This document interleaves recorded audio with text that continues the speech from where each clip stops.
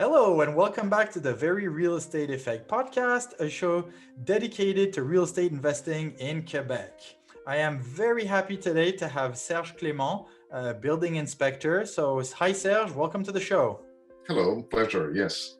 So I'm excited to talk to you today because, well, we both know how crazy hot the market is in Montreal, and more people are now doing offers without inspections.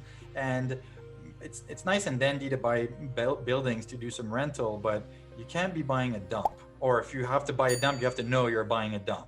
And so I was hoping today with you that we could, spend a little bit of time on this. And what are you seeing on the market right now? Well, the first thing is the person who's buying a building without doing an inspection is totally crazy. It's totally mental. It should not be. People, before they buy a car or lease a car, which should have a responsibility of $500 a month, they're going to look over internet. They're going to try to get a whole bunch of information. But now they're pushed so hard to buy a house because they lost 6, 7, or 10 offers that they're going to buy their eyes closed. And the problem that's not just a little gadget, which is like a couple of $1,000. It's 500, 800, $1 million, which is most of the time a life savings as you're going there with your wife, your kid, etc. And then you realize you bought a piece of crap. You cannot just be like we're just speaking before, can't be influenced just by the nice kitchen or nice bathroom. You have to look under. If you do not look under, odds are, I've been doing this for 30 years. I've never seen a house without any problem. It does not exist. There's always something. Some things are minor, some things are more major. But especially if you're buying like, chez la Maisonneuve or in the Plateau and Rosemont, each neighborhood has its problems. Even in DG, à chacun son métier. You have to know, you have to hire a proper person. Yeah. No, so I fully agree with you. Like it's crazy the amount of time people will spend on researching, a brand of t-shirts, but they'd be willing to buy a house and make such a large investment without an inspection. And some of us have learned the hard way. Goes that $1,500 or $1,200 or $1,000 you spend on an inspection report is one of the best investment you'll make to that investment. And so Yeah. in case you just walk away, it costs you $1,000 and that's it. So, and I'm sure you have many funny stories to share. But before we get into it, like just to spend a little bit of the first part on the actual inspection, like could we run over like some of the processes that you use in order to fully inspect a house? What are the Well, it main varies a lot. attributes to look at? Well, it varies a lot depending on the house that you're buying. Also, it varies a lot with the type of client that you have. If you have a person who knows in which sense put the nail, it's not because the head is here, it's for the wall here, and the head is there for the wall there. It's very different. If you have some experience for old buildings, you inspect old buildings. If you're buying a new building, you get an inspector which does newer buildings. You don't get an inspector who does only new buildings into old buildings. This is a big mistake. So the first thing for the client is to choose the proper inspector for considering the sector in which you're buying. That is, even if you have the best inspector for your chalet, he can be very good for the chalet, but he will be not good for the plateau. So I'm kind of bifurcating into the whole thing there, but Yeah. things we're looking at is mainly towards the envelope, anything which is mechanical, of the structure of the house, of how the house holds. I don't care about a nice kitchen, a nice little terrace. I really don't care about that. The main point is to see, like, if you see a crack, you have to be able to read the crack. If you see a bulge on the wall, you have to be able to read the bulge. So you always have to guide your client. The client has to follow you all over the place all the time. He follows you like a puppy, except in a crawl space and up on the roof. I look mainly about anywhere between 500 and 800 points throughout an inspection. So it's very hard to answer directly onto which things we're looking at every time we visit a house. Of It will course. depend where the house guides you. Mhm. Yeah. And as you said, like it's really important to pay attention to the envelope. A lot of first time buyers, they see the nice blue kitchen and that's really nice, but that's not at all what you care about. And so Well, my foundation, son, my son brick. calls me the dream breaker. The dream breaker. That's exactly it. But that's your job to do that. You're My paid to job, tell yeah, us yeah, everything that's wrong. yeah. That's the job of an inspector. Yeah. You're not there to tell it's cute, it's nice. That's the job of the agents. Yeah. And I know I've walked out of inspections feeling so discouraged and then reminding myself, no, I am paying him to tell me everything that's wrong and why I shouldn't get into it. Maybe I still will, but that's my choice. Yeah, but at least you're doing a choice which you're aware of what you're buying. Like you were Mhm. saying in the beginning, that's the objective of the inspection, is to know what you're purchasing. If you're willing to buy a piece of crap and renovate it, and so you have the knowledge and the money to do so, perfect. Well, at least you know what you're getting into. The big problem comes around when people have the illusion that a house, you're a renter, the first time buyers, they go and buy a house. They were beforehand, they were renters. A faucet breaks, they call the owner. They say, fix it. Now it's not the owner. They have to call the plumber, and they have the bill that goes with it. So it's not because there's not a GFI plug on the kitchen counter. That's not important. Yeah, that's minor. Yes. Yeah. And so throughout time, you must have seen quite a year load of surprises and just talking about, the electrical, like the wrong wiring, the nothing up to code, plumbing and stuff like that. And yet you must have seen some buyers that are still going ahead with it. What's your advice to people getting into situations where they're buying something that's really not meeting the current building requirements? Well, my field of expertise is old houses. I don't do new houses. Hmm. So the requirements of the building code are not applied to the old houses. It was not existing until the 50s. So, like it was just pure logic how to build the house. That's where they're still holding up. So towards that, I cannot really say, up to code and not up to code. And it's also not the job of the inspector to say buy the house or don't buy the house. That's the decision of the buyer, except in very rare occasions where I see a little couple with a little baby in their hands, and they just do not understand the message we're trying to get through them. Then I really say to them, well, look, really, I do not think it's a good idea. But it's in a very rare occasion. It's the implication is much more than what people think. Yeah. And as you say, like I can picture the young couple with the baby in their arms. And unless you're willing to redo all of the brick, the foundation, and the roof, maybe this house isn't the best for you. Yeah, kind of, when you see their eyes pop up, they're buying. The problem we have today also is like the new generation of buyers. My clientele now is about 35 years old. They're buying houses, 800 million bucks. I don't know how to do it, but still they're buying that. So like it's mortgaged all the Yeah. way up to here. Yeah. And when I see the reaction, when I say, well, okay, your roof is finished, you have to redo it. How much does it cost? Oh, about 20 grand. Then you see their eyes, oh, 20,000. Oops, I don't have 20,000. Maybe you should think it over before you purchase, because you can't ignore that problem. Yeah. Mhm. And it will come back and bite you. And the roof, you might be able to get away for a year. And then next year in the spring, it's really going to be leaking. And Murphy's Law says it'll be leaking in the children's bedroom. Oh yes, definitely. And a Sunday, a Sunday afternoon where nobody's working. Mhm. That's for sure. Yeah. But I think the biggest problem right now is that the buyers have a big pressure of finding something. There's not a lot of good products on the market. A lot of sellers have pieces of crap in their hand and it says, oh, I can sell it as a castle. So, and that's what they're doing. They're presenting a product which has a whole bunch of problems, and they're reselling the problems to another person, and without any conditions, like no legal warranty, no inspection, you have to be financed at first, and you're overbidding on top of it. Yeah. It's crazy. Mhm. Like I said, it does not make sense. It will, like you said, Murphy's Law, it will pop back in your face one day or the other, Mhm. especially in old houses and also in newer houses. That's for sure. Yeah.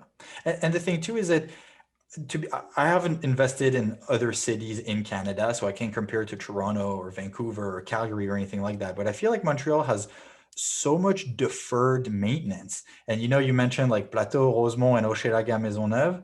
Man, you visit some of the properties over there, you look at the state of the foundation. To me, it's still a mystery how that building is standing up. Well, you have to take in consideration that those areas were sorry, those areas were worker Yeah. sectors. Like you take Saint-Henri, Plateau, it was ordinary people who used to work either in the manufacturer or they were, not, it's not Upper Westmount there. It's not. So they built with what they could build. I just got back from the Ile la Madeleine from inspection down there. And my big surprise, I was looking at the structure and looking at wood and that's boat wood. So Wow. what they used probably a boat that crashed and they used the wood of that because they didn't have any money and they built a house with it. So now we're down in sectors like the Plateau, which became very high trend, very high end, all that stuff. I'm inspecting houses which are almost $2 million in the Plateau. And you go down and you take your screwdriver and you go right through the foundation. Or there's no foundation. There's just like pieces of rock. But they put a nice kitchen, a nice bathroom, and all the blah, blah. But like you said, it's surprising. Like it's houses which are made with a wood frame. The bricks on the outside is not structural. It's purely decorative. Mm-hmm. So it's made for poor people, and now it's high-end region. Yeah. So, And especially in some of those neighborhoods, like sometimes the ground is unstable, and the Plateau definitely is a prime example. And there's so much yes. movement that you can see literally facades like cracking in the middle with a huge crack that goes from the third floor down to the foundation in diagonal. Well, that's people have a hard time understanding that, and a lot of the time you have the argument when you're going in, let's say, to a house that's on Saint André and Roy or something like that, or even worse on Gautier and Des Érables. Mm-hmm. Used to be a river there, used to be a dump, so like the ground is really bad. Soft. But the people saying, "Well, I've been living here for 25 years. It's not a crack around." They're saying the truth, but now they're repairing all the water piping inside of the city. So on Delormier, there were so now the ground is getting drier. If the ground is getting drier, it's like a plant. It will start to move and it will start to shift. People do not want to see it. They don't want to hear that. Yeah. But it's a reality. You have to underpin it. It's no other choice. That's a very good example that you bring up. And now that they're finally fixing some of the water network, there may not be as much infiltration, and the ground is going to be drier, and the impact that it's going to have in some cases on entire city blocks, just because the It's ground dramatic. it's dramatic. And so, but that was the reality. Now it's going to be dry, which is supposed to be the normal, but it will definitely cause some headaches in crawl spaces. Oh, you have it on the Rivard Street, on Delormier, etc. It's catastrophic what's happening right now. Really, there's movements which are quite significant. Also, one point for the new buyers, don't get influenced when you go down to see a house and let's say the real estate agent or the seller. Well, we have Bisson or Renaud Gosselin, which are underpinning companies, specialist companies, who came by and we underpinned the front wall. But what they're not saying is that Bisson or Gosselin said, well, you also need the mid walls and you need the back walls. And you didn't do those. You didn't do those because that's 100 grand and the front is only 25 grand. Yeah. So, like you always have to really be careful and go further than what's shown. It's a very sharp market right now. Yeah, no, absolutely. And so in your profession also, are you also hired like post transaction when there is a trouble? I mean, obviously people should hire you before, but then do you do, for example, this expertise? No, but I'm in the end of my career. So like, yes, I'm going towards that slowly. Okay. To do contre expertise and to validate certain points, a place of looking the whole building. I just had an offer last week for that.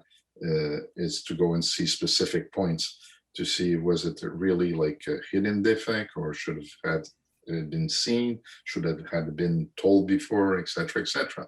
Yeah. But now with all the people which are selling without legal warranty, they're kind of like, well, here's the product, just yeah, it's your problem now. It's your problem. You're on your own. I'm kind of washing my hands of it. But I think that the judges will kind of like tighten this up a bit because it's just like too rock and roll right now. It does not make sense. No, it doesn't make sense. especially if something is really hidden. Okay, but if something is obvious, like you were saying, a big crack in the front of the wall, and it's like you can't shut a door inside of the house, you should have seen Oh, it. I'm sure you've seen it all. Now, for the audience, like a lot of them have dealt with an inspector, and at least in my case, it's always been in a rush, slightly in a panic. Oh my God, I have 7 more days to get an inspection, or 10 days, or depending on the terms of the offer. And you frantically call a bunch of inspectors to see when's the next availability. And then I didn't necessarily share all the information on time. And so the question to you is, what does your ideal client do and look like? Well, okay, depends on the question there, but okay. Well, not look like, but what does the ideal client do in order to work for you properly so you want to do business with them again? um, Ideally, it's that they don't know the job better than I do, because that's the new generation, which we have a new culture which is called internet, and you have some people which are arriving there and they explain to you the problems of the house. That is very hard to deal with because Yeah. there's a lot of goodwill towards that, but in the same time it blocks you towards doing a more let's say to do a professional diagnostic. Yeah. But the ideal client is that he's not panicked, which is very hard because he's pushed in every way, not just by the agents, but by the sellers, by like the end of the lease on the 1st of July and all the blah blah. So like they're a little bit panicky onto that. The ideal client should know what he wants to do with the house. Is it just to live in it, or is he wants to renovate it?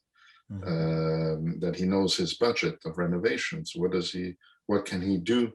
He's got 50,000, he's got $5,000, 500,000, it doesn't matter. But at least, to have an idea of where they're going with that. Yeah. For the delays, like you were saying, now with the agents, they're kind of like prolonging a bit the delays. Before it used to be like a systematic 7 days. What it means the 7 days is that you have, let's say if you sign on the 1st of the month, you have until the 7th of the month to do the inspection. And after that date, you have 4 extra days to take your decision. If you do the inspection the 2nd day of the month, you still have until the 11th to say yes or no. So you're not pressured if we're doing the inspection the next day that you have to give your answer in the 4 following days. You still have until the 11th. Let's say the ideal client. About being organized, because I know sometimes, like I've gone to inspections and I had sent the seller's declaration rather late, and I know that that's an important document for you because sometimes it helps you get to know what you're getting into. Well, my philosophy is, like I said to my clients, no seller declaration, no inspections. Fair. Yeah, as simple as that. Yeah. It's like, I'll give it to you tomorrow. No. You're giving me beforehand or no inspection. As simple as that. But like you were saying, for the rush and all that, you have to take, like, I don't know if for the client part or for the inspector part. I know there's a lot of inspectors that come from, I call them the Tim Hortons, which are from the region, from the 450 and all that come into Montreal. They're accustomed to doing bungalows, which takes a couple of hours. It's very easy, and just if you do an inspection in the plateau, Hochelaga Maisonneuve, Rosemont, NDG, Westmount, and all the Ville-Mont-Royal and all that, you cannot rush the inspection. You have a lot of points to be looked at, so you have to have the time. So the client that comes in, well, have a meeting at 10:30. Dude, you're buying yourself $1 million house. You don't want to take 2 hours with me? Well, to go look at every crack and cranny just once in your lifetime of that house. Let's inspect it properly. Yeah, I had a client not too long ago, and she had a hairdo appointment. Says, well, look, this is a very important place. You're hiring me to do this. It's not just a written report that will help you out. You have to see what a main valve is. You have to see you're buying. This is where you're going to live. You have to learn your house. It's not just for the technical aspect. You also have like a knowledge of what you're buying. What is the furnace? Where do you shut it off? How you put on the furnace? Main water valve. What is a gutter? What is And something I've always found surprising is that a number of people will go through the inspection and then they'll actually never read the report. And it's like, well, Uh, did you go through that's your reports? Like, yeah, but I was there with him on site. It's like, yeah, but he may have only shared 50%, and then he took the time to write it, and that takes a long time. It's a 40, 50 page document. Read the report.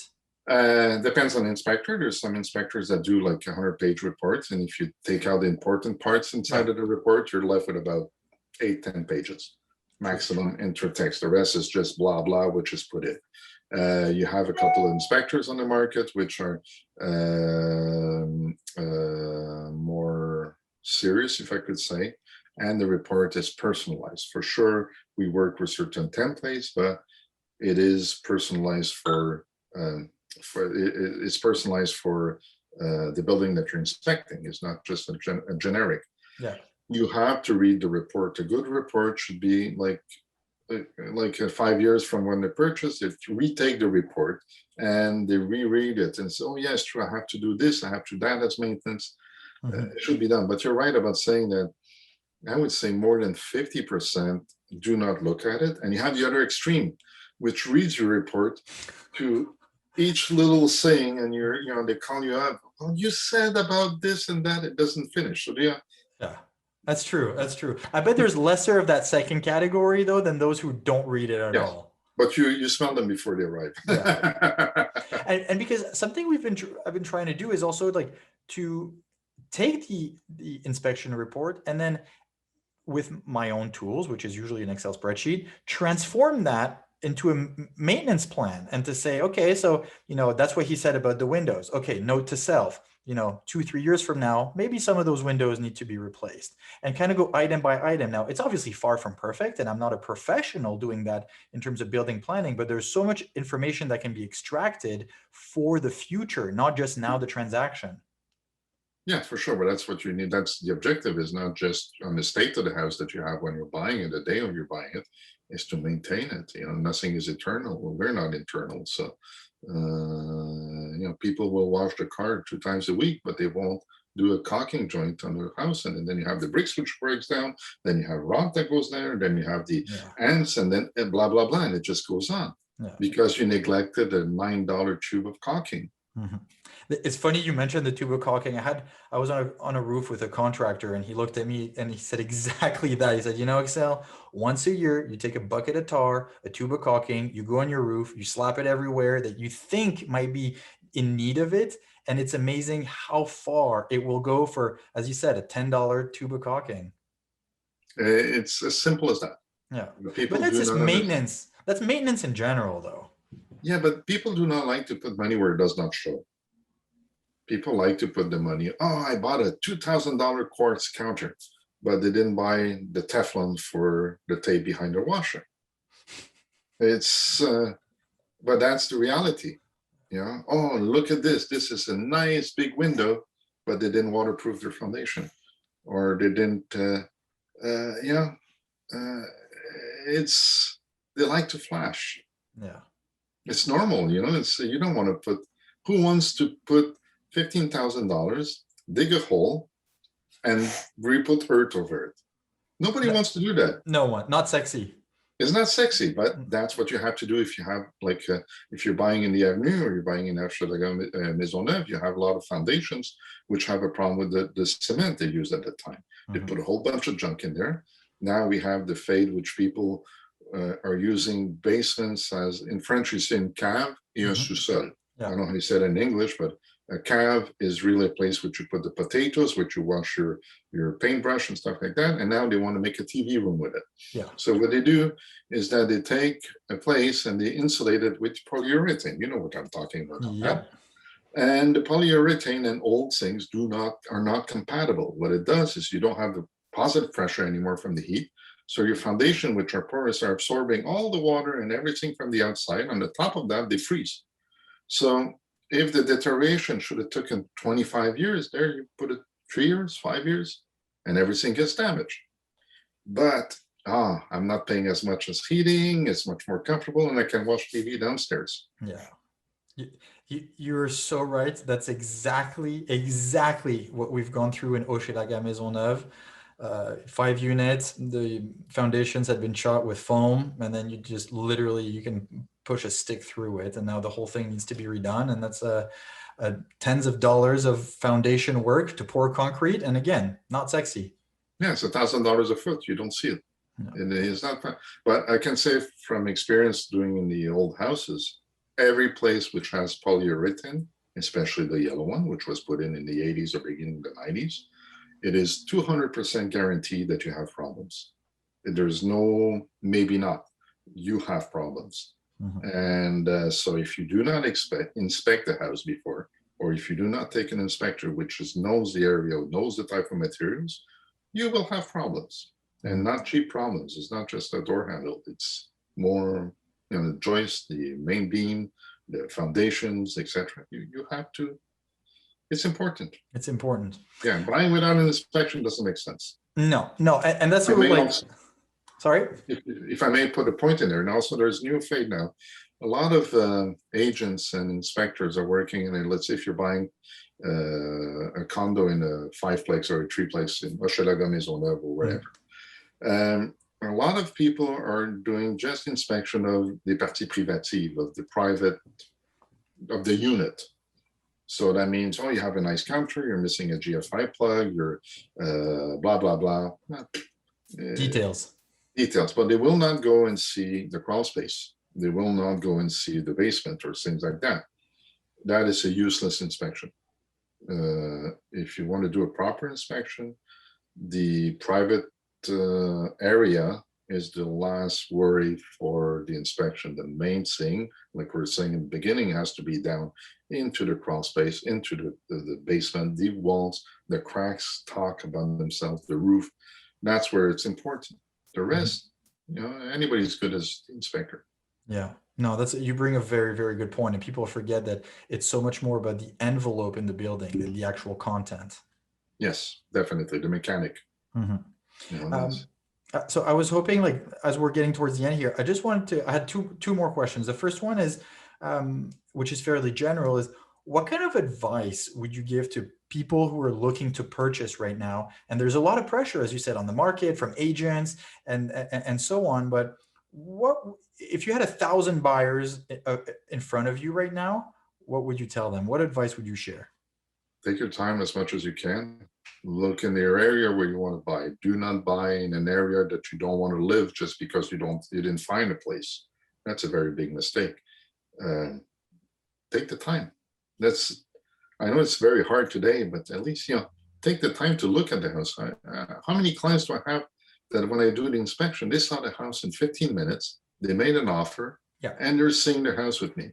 Does not Mhm. make sense. Mhm. So And and also, it's probably the first full visit they get. oh yeah, it is. It is. I did one just recently. It's one in the back of the other. My client is purchasing without any conditions because he doesn't have a choice.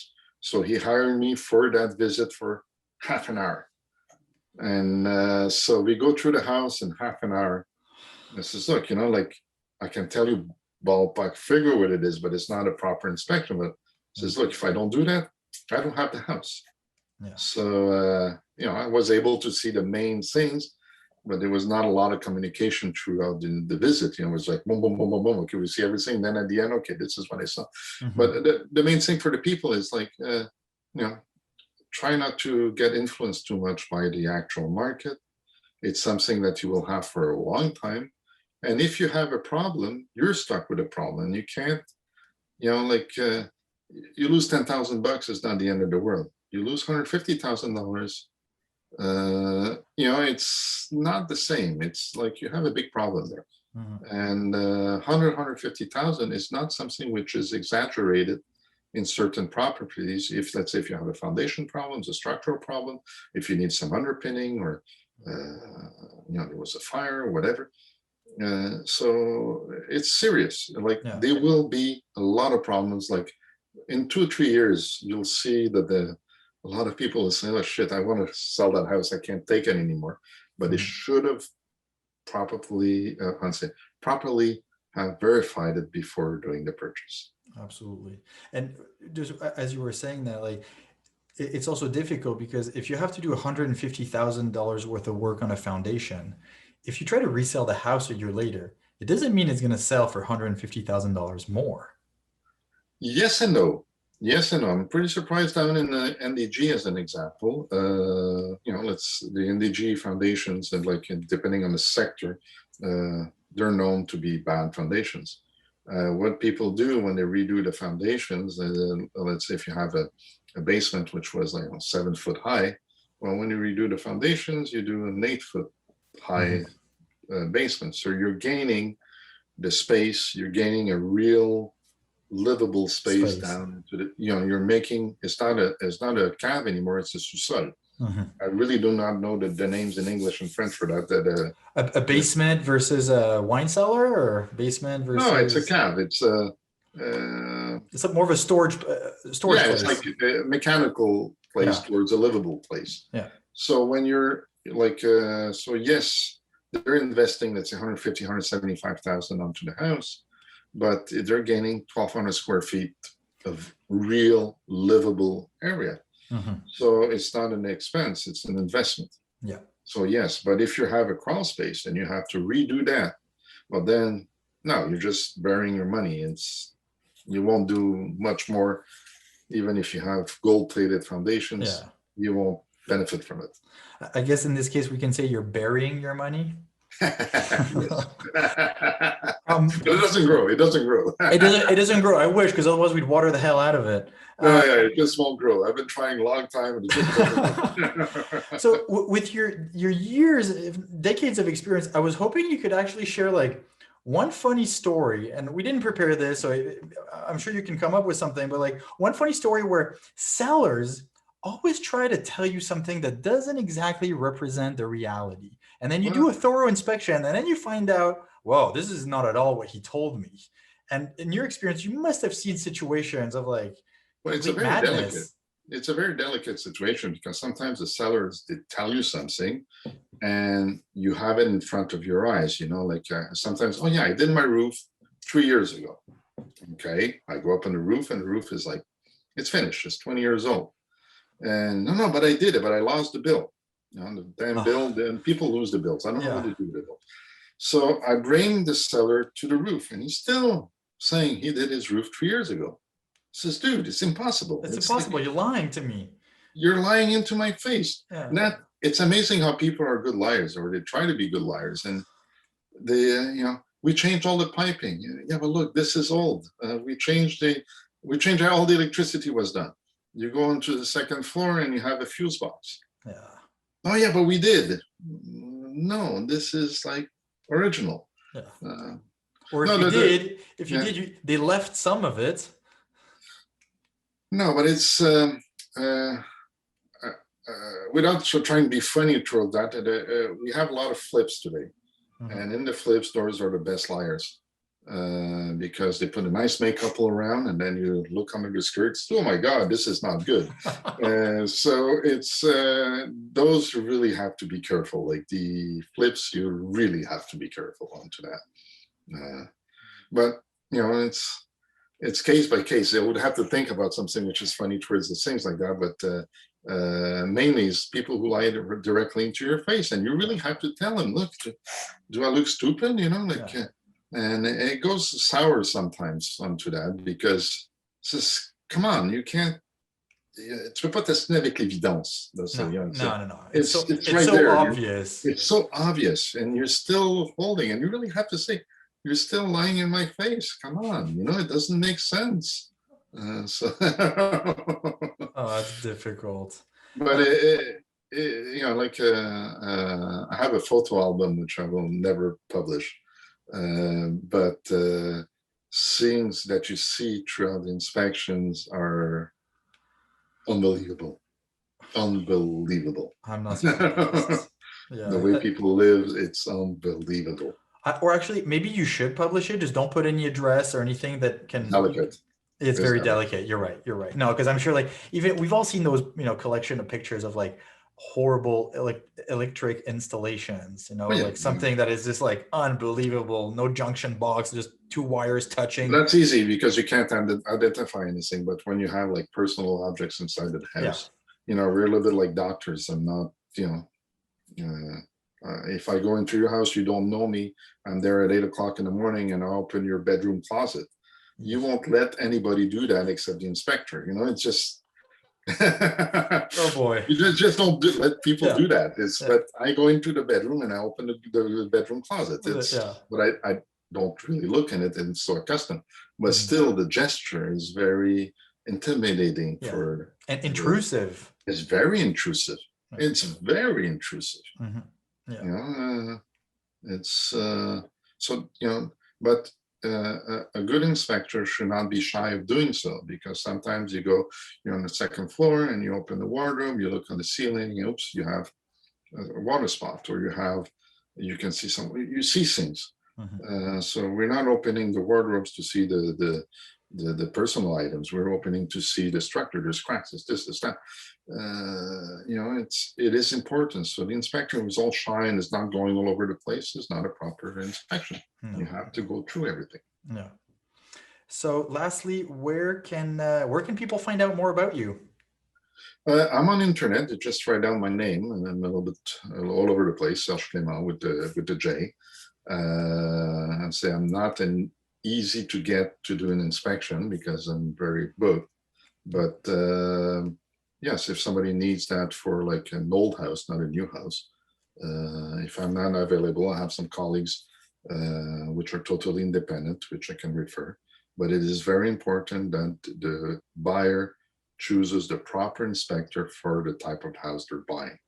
Then, do not take somebody who does big bungalows down in the South Shore and bring them down in the plateau.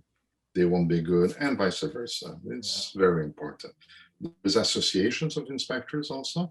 One which is called the AIBQ is not l'Association des inspecteurs en bâtiment du Québec. It's not because the inspector is a member from the AIBQ that is necessarily 100%. It's like in any profession. Yeah. The best thing is to go through some friends who had experience with another inspector, with some references, not just the big publicity on the internet. I have a website. I think the last time I went to see my website was about 2 years ago. So that's not where it is. Where it really is when you have a referral from people. If you purchase a house, you had a good inspector, you're going to refer it to your friend, to your sister, whatever that is. That's the way it works. The best way. And to me, a good inspector is a hard inspector. So people shouldn't be shy of thinking, oh no, he's going to be a deal breaker. That might be the best thing he can do for you. Yes, but in a sense that the objective of the visit is not to destroy the house. The objective of the visit is to bring the reality of the house. So you do a diagnostic of everything, but yes, you have to be hard. Tu peux pas être complaisant. I don't know that in English, but you have to say the truth. You can't go wrong with the truth. The truth is easy. It's the truth. It's there. You just paint a picture of the property at the time. Yeah. And then from there, you decide what is, if you're able to go through all of that, or you're not able to go through that financially, or not just question the money. Do you want to spend the next 2 months in renovations with your house on the jack post because they're redoing the foundations? That's another thing to think of. It's not just the dollar-wise. You have the time for it. And a lot of people right now, which was, oh yeah, okay, I'm buying. Are we going to do this renovation in July because we're moving? And find a contractor. Find a contractor before, odds are you will not find one. If somebody's available, ask him why he's available. That's a very good point. Anyone available right now, I hate to say, but something's wrong with them. It could be a cancellation. It's possible. But generally speaking, no, you should ask. Same principle when you find an inspector in the old houses, not necessarily in the new ones, but he's available tomorrow, and he's available also the day after tomorrow, and in 3 days, what day would be convenient for you? Ask yourself why. Normally, the inspector will tell when he or she is available, and from there, the agents will comply to the horaire of the inspector, of the expert. Not the opposite. If it's the opposite, ask questions. Yeah, absolutely. And the last thing before we go, and I Yes. absolutely want to share, is that I want to encourage everyone to go look at your Facebook, because you have some hilarious videos where you're wearing the hard hat, and you give a funny explanation, a funny comment and stuff. And I would really encourage the audience to go and check it out. Yes, please do. The more people there is on the Facebook, I find it's a good media because it helps a lot of first-time buyers. For sure, I put some videos which are funny or things which are pretty dramatic, Mhm. but it kind of makes the people visualize what it is, the reality, which is it's fun. You know, Yeah. it's good that they have that. Yes, Facebook is good, Yeah, easily find and public on Facebook, so there's no problem. Serge, it's been a real pleasure. Thank you very Likewise. much for your time today. I hope this can inspire people out there to absolutely get an inspection and do it properly and thoroughly, and take the time to actually read the report. And Yes. if they would like to for an old house, and they can reach out to you for your expertise. Definitely. And one little last word that's for me or for whatever inspector. You're hiring a professional, do follow the professional. Do not be shy to ask the question. A stupid question does not exist, only stupid answers. So, and like, you know, if I have an accountant as a client, like I'm totally lost. I don't even know where to put my name on the form, you know. So, chacun son métier. Yeah. Don't be shy to ask the inspector, whatever. It doesn't matter, you know. Why is this being there? Mhm. You know, how does this work? How do I shut off my main panel? It's the time that you have with somebody who knows what a building is. And we're generalists. We're not specialists in anything, but we know a little bit of everything. Mhm. So don't be shy. That's where you're at. You know, take the time with your inspector. It'll be easier for the inspector also because he's able to or she's able to answer the most questions at the same time. So everything is clearer by the end.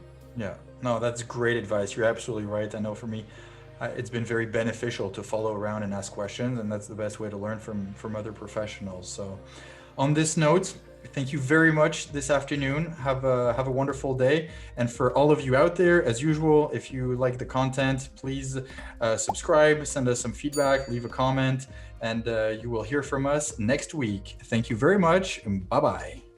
Thank you.